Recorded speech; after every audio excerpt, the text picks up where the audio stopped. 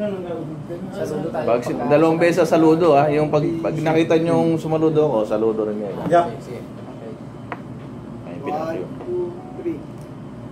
Sa loob ng 18 taong paglilingkod sa East West Seed Company, bilang punong tagapamahala, kami po ay sumasaludo sa iyong matibay at buong pusong paglilingkod.